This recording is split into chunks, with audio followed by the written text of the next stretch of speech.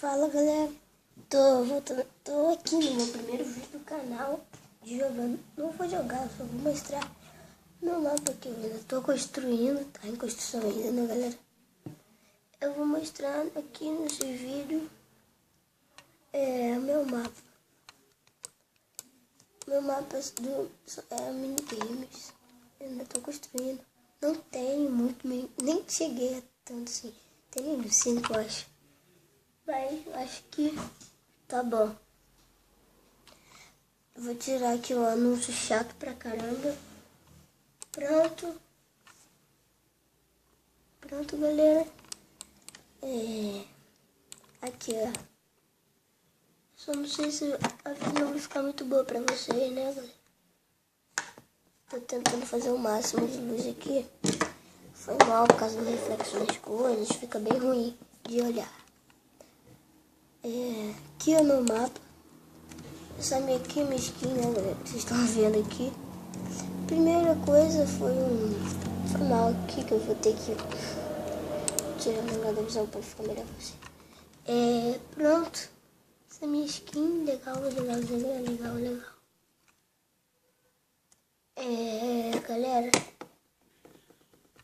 Aí aqui tem o meu PVP que eu fiz. Vai e volta sem graça. Tem tudo praticamente, mas tudo bem. Ai, de casa. Beleza. Pronto.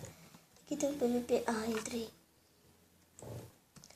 Aqui tem o pistola para bloquear a passagem de chat que fiquem. Aqui tem um minigame muito legal que eu gostei muito.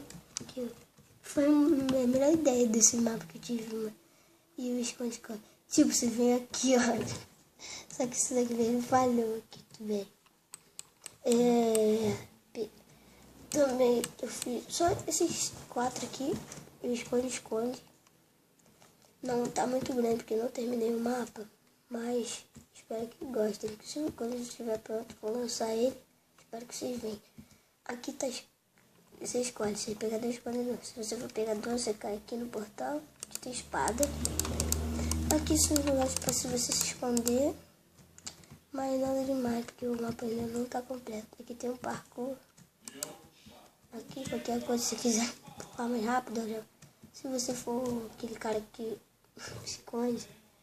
Ai, de graça. Se você for aquele cara que se esconde, você pode fugir. Tudo bem, mais rápido.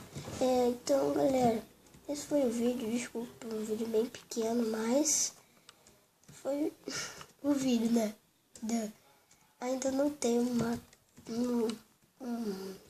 como pode dizer, um lugar, uma câmera, assim, o aplicativo que eu uso para gravar bem na tela mesmo.